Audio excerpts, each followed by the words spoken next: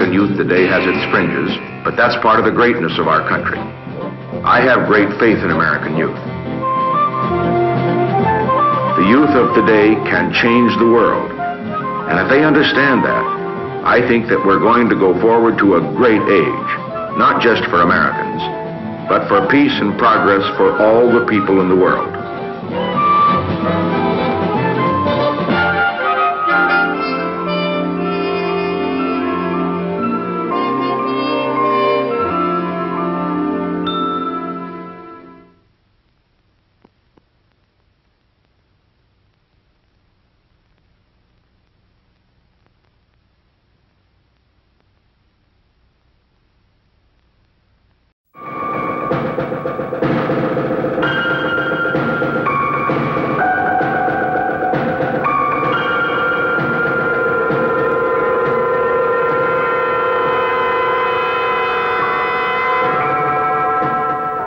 It is time for an honest look at the problem of order in the United States. Dissent is a necessary ingredient of change. But in a system of government that provides for peaceful change, there is no cause that justifies resort to violence. Let us recognize that the first civil right of every American is to be free from domestic violence. So I pledge to you, we shall have order in the United States.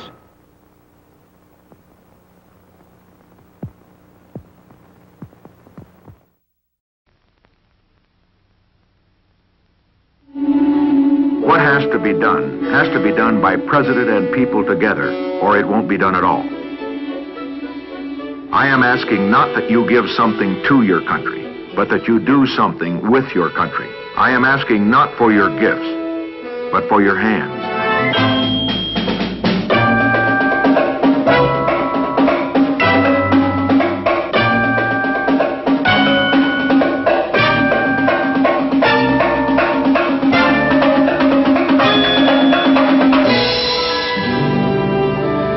Together we can hardly fail, for there is no force on earth to match the will and spirit of the people of America.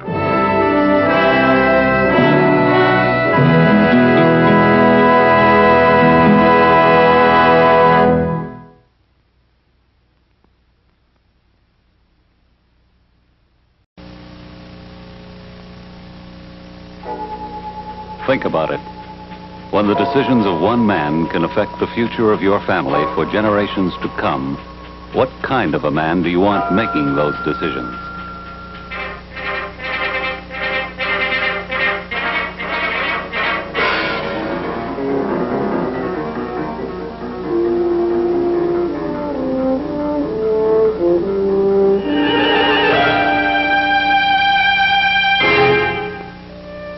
Think about it. Who is the one man who has the experience and the qualifications to lead America in these troubled, dangerous times? Nixon's the one.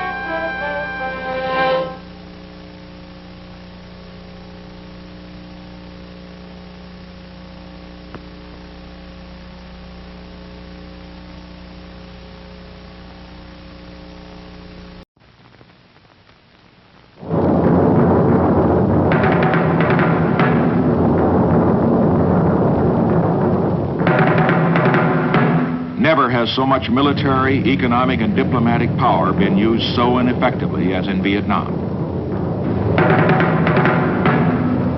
If after all of this time and all of this sacrifice and all of this support, there is still no end in sight, then I say the time has come for the American people to turn to new leadership, not tied to the policies and mistakes of the past. I pledge to you, we shall have an honorable end to the war in Vietnam.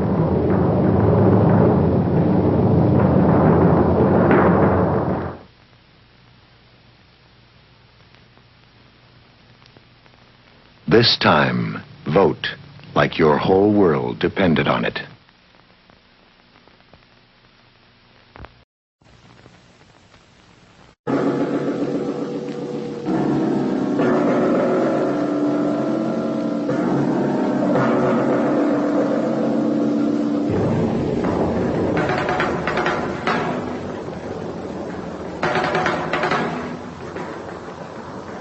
America is in trouble today, not because her people have failed, but because her leaders have failed.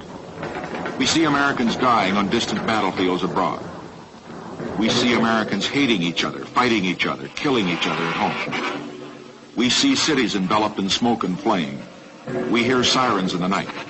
As we see and hear these things, millions of Americans cry out in anguish. Did we come all this way for this?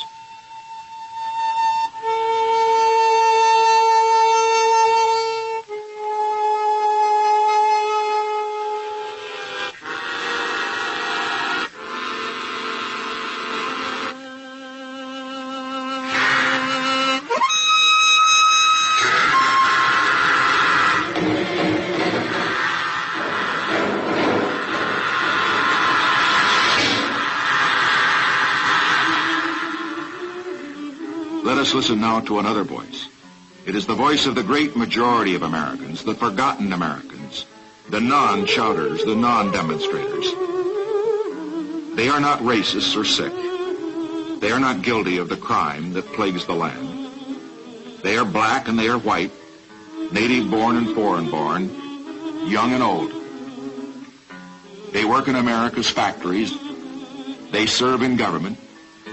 They run America's businesses. They provide most of the soldiers who died to keep us free. They give drive to the spirit of America. They give steel to the backbone of America.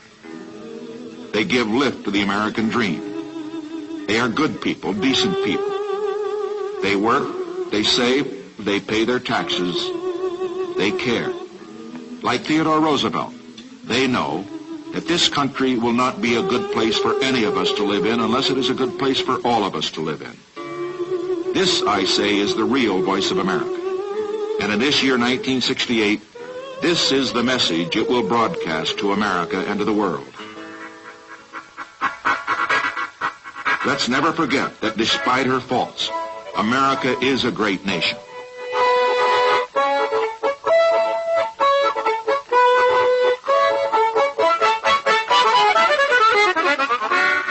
America is great because her people are great.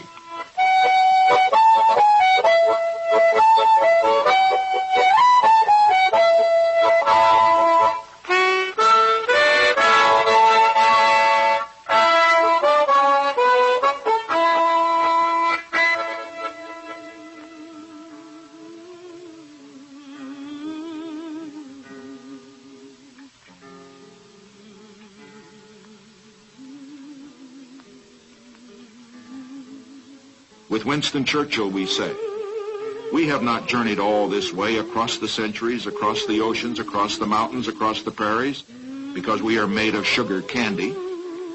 America is in trouble today not because her people have failed, but because her leaders have failed.